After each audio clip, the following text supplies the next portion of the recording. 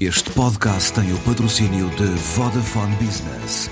Saiba como a rede 5G pode tornar a sua empresa mais segura, eficiente e flexível. O futuro do seu negócio está em boas mãos. Vodafone Business. Antes, pelo contrário, com o Daniel Oliveira e com o Francisco Mendes da Silva. Boa noite, que se juntam a nós a partir dos estúdios de Matosinhos. Boa noite aos dois. Boa noite. Daniel, começo por ti e perguntava se juntarmos este acordo que ouvíamos André Ventura falar com a revisão da lei de identidade de género, que foi aprovada também com o Chega, portanto, foi PSD, CDS, Chega. Há aqui um realinhamento político para a direita? Eu não diria que há um realinhamento, mas há uma clarificação.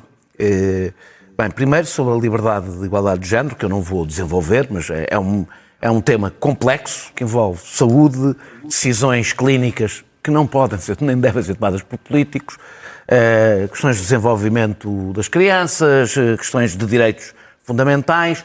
A coisa que mais me perturba aqui, e isso tem muito a ver com o estilo do Chega que o PSD acompanhou, é que não foram ouvidos especialistas, não foram ouvidos os interessados. Isto segue a linha contrária da Sociedade Portuguesa de Sexologia Clínica, da Ordem dos Psicólogos, do Colégio de Sexologia da Ordem dos Médicos, da OMS, do Tribunal Europeu dos Direitos Humanos, ou seja... É um recuo civilizacional? Independentemente da lei, tendo em conta a complexidade e a sensibilidade do tema, é uma lei feita à Chega. Apesar de ter sido do PSD, mas também a do Chega, que foi aprovada pelo próprio PSD num temas destes. Isto, no princípio do mês, tivemos este magno assunto das bandeiras LGBT nos edifícios públicos, que é um tema, evidentemente, muito importante para os portugueses. Mal as coisas começam a complicar, há mais uma conferência de imprensa sobre imigração. Agora os imigrantes vão poder ficar 1 ano e meio detidos. 1 ano e meio detidos. E isto tudo acontece ensanduichado entre as tempestades onde os apoios demoram a chegar e uma guerra em que o nosso pacote de apoio até agora é pífio quando comparamos com Espanha ou quando comparamos com a Itália.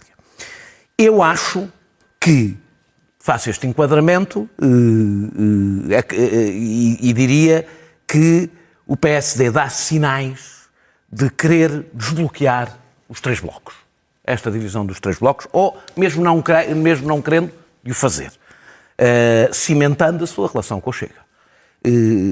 Também assistimos esta semana àquele relatório inenarrável do Carneiro, em que basicamente Eva Cruzeiro, penso que é assim que se chama, Eva Cruzeiro, que foi mandada para a sua terra, é demoestada por ter respondido a quem mandou para a terra dela. Mas aí o PS votou a favor desse relatório. O PS já veio tratando, mas já veio dizer que não tinha votado, que tinha sido um lapso. Um lapso no meio das votações, porque votaram vários relatórios. Por acaso, do que me informei, foi mesmo, mas pronto. Agora isso vale, é o PS que tem que explicar porque é que tem estes lapsos. E juntamos a isto esta notícia do Tribunal Constitucional, que exclui o PS e, como eu já disse aqui, rompe com um consenso, que é um consenso que não tem a ver com isto, com serem os 2 maiores partidos ou não. Tem a ver com serem os partidos que construíram a Constituição e as suas revisões. Os únicos 2 partidos que coincidem nas 2 coisas. Que aprovaram a Constituição e fizeram as respectivas revisões. Eu penso que, basicamente, eu diria que o PSD mudou de género político para se casar com o Chega. É isso que sentimos, porque há várias destas coisas que não estão. O PSD sempre foi, ao contrário do que muita gente diria, um partido conservador com pessoas liberais lá dentro. Agora era um partido reativo, conservador no sentido de resistir à mudança. Não era um partido ofensivo nestas matérias e está-se a tornar. Está a abraçar as guerras culturais, a juntar-se àquilo que se chama a direita woke, que vive concentrada nestas guerras culturais e quanto mais as coisas correrem pior noutros temas, mais abraçará estas guerras. Portanto, eu acho que isto tem 2 funções. Uma é, basicamente, quando o SNS nada mudou, quando a habitação piora e quando, isto é talvez o mais importante, a boa conjuntura económica em que este governo se tem baseado pode recuar, concentra-se nestes temas que polarizam, focam atenção, criam um tipo de debate que ajuda em que o Chega aposta, mas que ajuda também quem está no governo. Isto é a primeira parte. A outra é, basicamente, e essa é a parte mais, para mim, mais confusa, é fazer as pontes para o Chega para ter uma maioria. E eu pergunto se o PSD espera algum tipo de lealdade por parte do Chega. Já vamos a essa parte. Qual é a questão que realmente aqui se põe? A bola não está nem no Chega, nem no PSD. É se o Partido Socialista aceita continuar nesta lógica de três blocos. Já lá vamos. Francisco, o PSD mudou de género, como diz o Daniel. Eu tinha, nas minhas palavras, já escolheu de que lado é que quer estar? Claramente. Parece-me a mim que o PSD anda a tentar, dar para os dois lados. para usar uma expressão que se costuma usar sem propriamente muito bom gosto na conversa corrente. Mas parece dar mais para um lado do que para o outro. Sim, mas eu acho que está a tentar manter pontos com todos. Eu acho que esta questão do Tribunal Constitucional é de todas aquelas que o Daniel elencou, e eu não posso ir responder a todas, mas é a mais interessante porque é aquela em que, de facto, se mostra mais a mudança, a transformação do sistema partidário e a influência que têm os pesos relativos destes três blocos na situação política. Eu, antes de mais, gostava de dizer o seguinte, quanto a isto. É profundamente lamentável, ou lamentavelmente perigoso, os termos em que a discussão tem sido feita. Eu chamo a atenção para as opiniões que têm sido veiculadas quanto a isto pelo Miguel Poiás Maduro, que eu acho que tem sido a pessoa que tem estado mais acertada neste tema, quando ele lembra que o Tribunal Constitucional não é um jogo de equipas. O tal acordo histórico de consenso entre o PS e o PSD existia não só por causa das razões que o Daniel estava a dizer, mas existia porque eles tinham três, aliás, se fossem essas razões, ou seja, terem sido os dois que votaram a Constituição e as revisões, o Bloco de Esquerda não teria tido a oportunidade em 2016 de ter indicado uma juíza que, aliás, depois correu pessimamente, como se sabe, porque até teve que sair sob ameaça de um procedimento disciplinar. Mas portanto, também não é excelente, não foi um excelente exemplo. Acontece que sendo praticamente inevitável, porque nestes sistemas é sempre inevitável que os juízes do Tribunal Constitucional possam ser, pelo menos em parte, nomeados politicamente, aliás, pela Assembleia da República, no nosso caso, interessa sempre que haja um consenso nessas listas para assegurar a aprovação. E para assegurar a aprovação, convém que estejam, e como a aprovação tem que ser por 2/3, convém que estejam representados nessas listas os partidos que asseguram esses 2/3. O PS e o PSD indicam nomes que possam ser, não são nomes que os representem ideologicamente, são nomes que possam ser aceitos, que sejam suficientemente abrangentes do ponto de vista, sim, ideológico e do currículo e da aceitabilidade, da reputação no mundo jurídico, ou jurídico ou político, se quiserem, para poderem ser aceitos pelo outro lado. E o facto de nós estamos neste momento a dizer quem é que vai nomear, de que lado, etc., se o do Chega é mais à direita, se o do PS é mais à esquerda, é terrível, inclusivamente para os próprios juízes que vão ser indicados. Eu devo dizer, não estaria jamais nessa posição, mas se eu estivesse em risco de ser, ou qualquer outra pessoa, mas eu imagino que se eu estivesse nesta, quer dizer, quem é a pessoa que neste momento vai aceitar, sabendo que pode já ter uma espécie de... uma pessoa agora vai... Será que as pessoas, uma parte das pessoas, uma grande parte das pessoas, não vão estar a olhar para a jurisprudência do futuro, olhar para estes juízes, a medir se votaram ao lado do que interessava ao PS ou do que interessava ideologicamente à esquerda ou à direita ou ao PSD? É um problema e isto é algo que os partidos, é imperdoável que os partidos estejam a fazer isto. Depois também queria só deixar de dizer 2 ou 3 coisas sobre isto. Primeiro, eu na semana passada, como os dois se recordarão, eu defendi que a solução mais, enfim, aquela que eu preferiria seria os 3 nomes serem divididos pelos 3 blocos. Eu devo dizer, no entanto... Falámos disso, sim. que há algumas coisas que têm que ser ditas aqui em complemento e se calhar até contraditoriamente com aquilo que eu disse. Eu estava a pensar no equilíbrio do Tribunal Constitucional. Acontece, porém, quer dizer, nós vamos eleger 3 juízes. Na verdade, o PS neste momento tem, ou melhor, o Tribunal tem uma maioria de juízes indicados pelo Partido Socialista. Não é que o PS os tenha. O Tribunal Constitucional tem uma maioria de juízes indicados pelo PS. Se forem eleitos 2 do PSD e 1 do Chega, haverá um equilíbrio entre o PSD e o PS e o Chega terá 1 dos 13. Não há propriamente uma absorção pela direita da jurisdição constitucional em Portugal.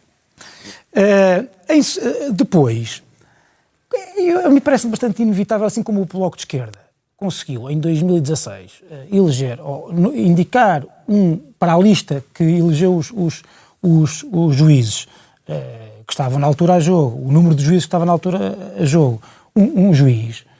É muito difícil neste momento que se consiga impedir o Chega de... Principalmente quando o Chega, também como eu disse na semana passada, não sei se se lembram, eu disse, era preciso, aquela ideia de que não são os outros partidos que têm que normalizar o Chega tem que fazer um esforço para se normalizar.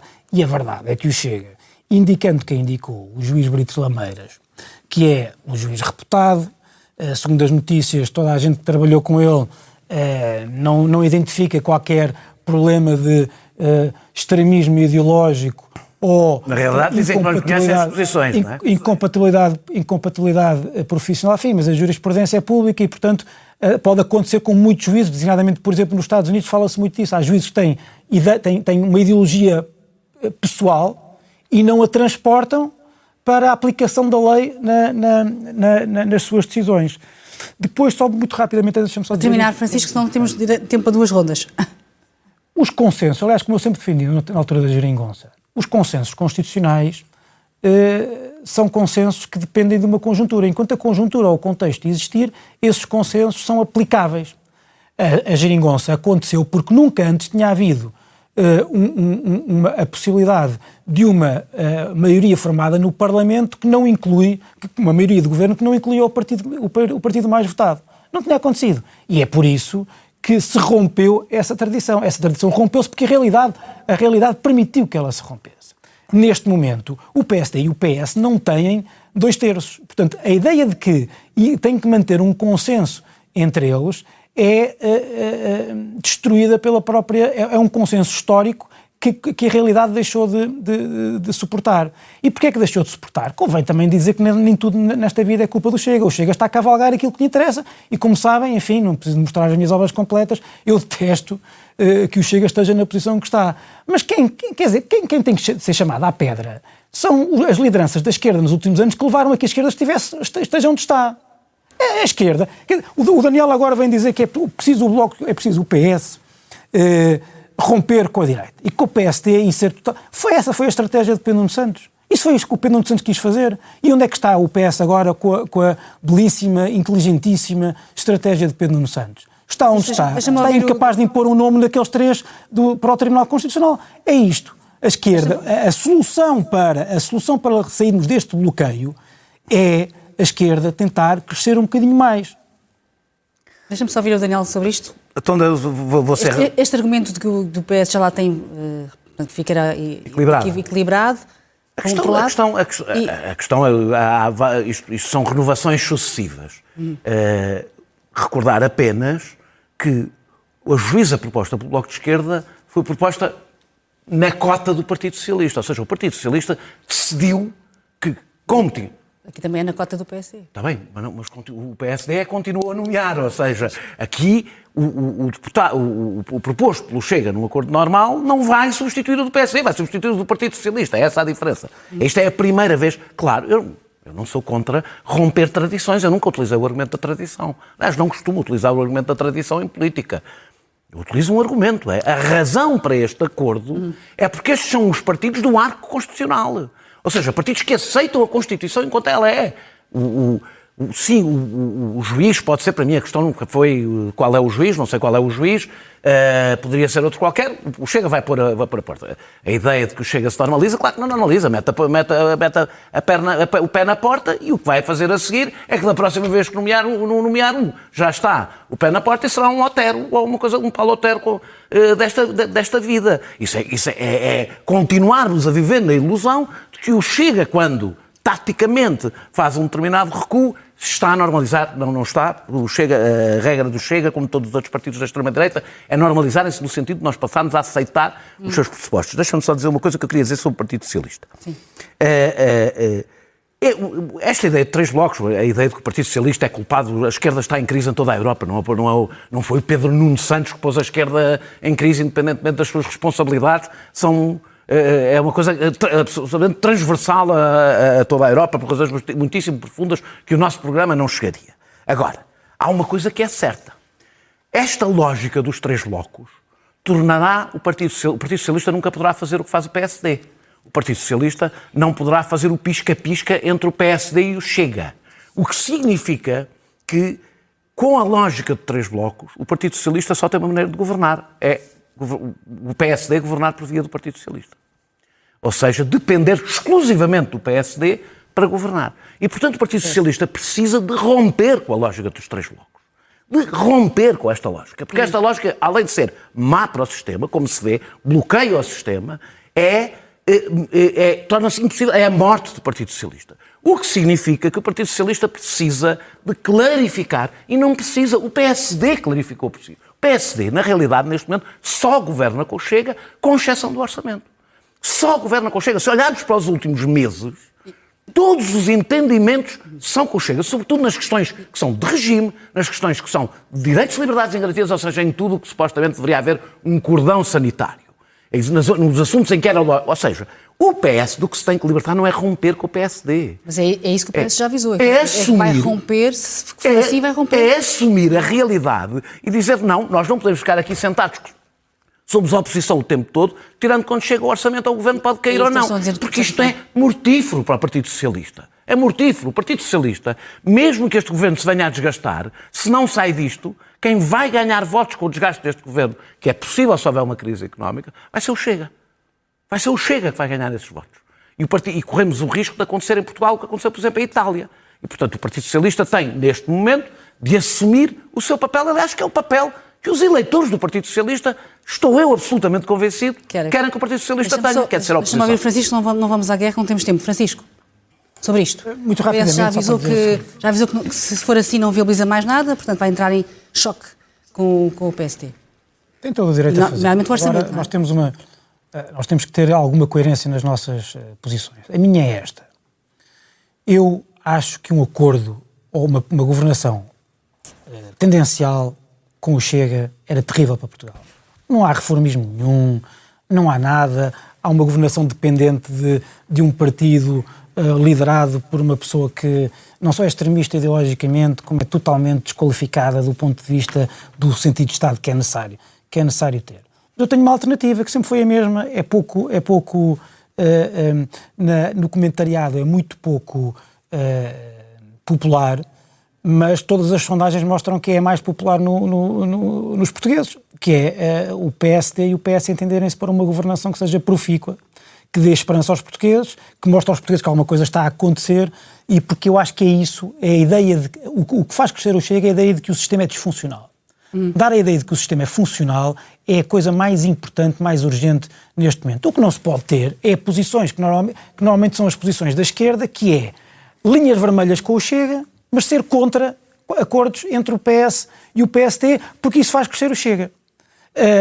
Isso é exatamente a mesma coisa. É exatamente a mesma coisa, em espelho do que o PSD está a querer fazer, que é governar com os dois. Há duas posições absolutamente, a meu ver, que são improdutivas. A posição do governo é querer governar com os dois. E a da oposição, ou da grande parte do comentariado da oposição, que é não governar com nenhum. Não poder governar com nenhum, ser absolutamente... Deixa-me só... Vou ter que te interromper, Francisco. Temos aqui uma notícia de última hora que gostava que comentassem depois muito rapidamente, que, de acordo com o New York Times, os Estados Unidos terão enviado ao Irão um plano de paz, uma proposta com 15 pontos, e foi enviada através do Paquistão, e que alegadamente reflete a vontade da administração de Trump de encontrar uma saída para o conflito, enquanto lida, obviamente, com as consequências económicas. Não se sabe ainda qual será a reação de Israel, se foi informado ou não sobre isto. Enfim, portanto, será um plano, uma espécie de plano de paz para terminar com a guerra, e é o New York Times que está a falar nisto. Bem sabemos que Trump também já tinha dito que havia estes 15 pontos, quando falou aos jornalistas. Enfim, Daniel, o que é que te parece? Afinal, Trump não estava a improvisar? Existem mesmo negociações? Bem, só prova que estava a improvisar. Ou seja, porque eu suspeito que o que vai ser exigido ao Irão é aquilo que o Irão já estava disponível para dar, porque nós sabemos que estava um acordo. O mediador Oman já várias vezes deixou claro que as coisas estavam... O que eu acho é que nós dizemos sempre que nós não sabemos como as guerras começam, não sabemos como acabam. Mas temos a certeza que quando o próprio protagonista, um dos protagonistas, não sabe sequer como quer que ela acabe, vai acabar ainda pior, seguramente. Eu acho que... Mas este plano terá alguma viabilidade?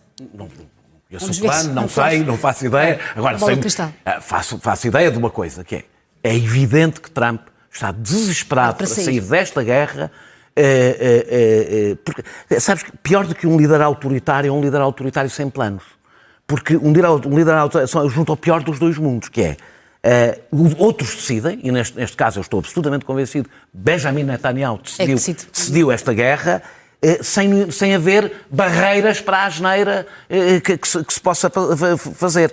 Benjamin Netanyahu, não sabemos, não vai continuar esta guerra, independentemente da saída dos Estados Unidos. Sabemos que os seus objetivos estão a ser conseguidos, e eu acho que o objetivo foi, depois de ocupar mais uma parcela da Síria, depois de ter tudo preparado para poder ficar com Gaza, depois de continuar a alargar o seu espaço na Cisjordânia, provavelmente ficar com o sul do Líbano, uma lógica expansionista, que é a lógica ideológica de Benjamin Netanyahu, que tem a mesma cabeça que Vladimir Putin, tem a mesma cabeça que Donald Trump. Agora, devo dizer que a coisa que mais espanta nisto tudo é ter ouvido António Costa dizer que não podemos depender de um aliado imprevisível. E a minha pergunta é, aliado em quê? Neste momento, os Estados Unidos são aliados da Europa em quê exatamente? E terminando dizendo que espero que esse acordo exista, espero que isso aconteça, porque já é um plano ainda, não é? Espero que venha a existir, porque a Europa e o mundo não estão preparados para os efeitos que uma crise económica, que depois na Europa provavelmente levará à vitória da extrema-direita em França e na Alemanha, e o que isso pode fazer à Europa, isto pode ser o extrator final da Europa. E, portanto, eu espero que esse acordo venha a existir na medida do possível. Não conheço os seus... Francisco, entretanto, também temos aqui mais informação a chegar. Um canal israelita diz que a administração norte-americana terá exigido ao Irão que desmantele as suas capacidades nucleares, que se comprometa também a não desenvolver armas nucleares no futuro, que termine com o enriquecimento do urânio, que deixe financiar grupos paramilitares na região e que existe também uma zona marítima livre no Estreito de Hormuz. Enfim, isto é o que temos até agora de informação deste alegado... Hormuz, eu acho que isso estava tudo no acordo, na possibilidade do acordo com a Oman. Neste plano que terá sido então enviado através do Paquistão, e não sabemos ainda qual é a reação de Israel, mas um comentário muito rápido, Francisco, a isto. Bem, eu complemento o que o Daniel disse com algum alívio cómico. Há uma piada que corre na internet em que, para se justificar o alegado gênio estratégico que é Donald Trump, se põe uma citação falsa de Sun Tzu, na Arte da Guerra, que diz, como se Donald Trump fosse o grande exemplo dessa citação falsa, que é: quando eu próprio não sei o que é que estou a fazer, o adversário ou o inimigo também não saberá o que é que eu vou fazer. E é basicamente isto. Reparem, esta é uma guerra que começou, para condensar isto em 10 segundos, é uma guerra que começou como uma coisa muito resoluta para dar cabo do programa nuclear do Irão e para substituir o regime, e neste momento, já é poucas semanas depois, uma guerra desesperada para impedir o aumento do petróleo para $150 o barril, ou coisa que o valha, por causa do bloqueio do Estreito de Hormuz. Bloqueio esse que resultou da guerra começada por Donald Trump. Portanto, na melhor das hipóteses, a vitória de Donald Trump, tal como ele haverá, é libertar o Estreito de Hormuz, que era exatamente a situação que estávamos antes de ele ter começado a guerra. Pois. Muito bem. Francisco, Daniel, obrigado aos dois por terem estado connosco esta noite. Obrigado.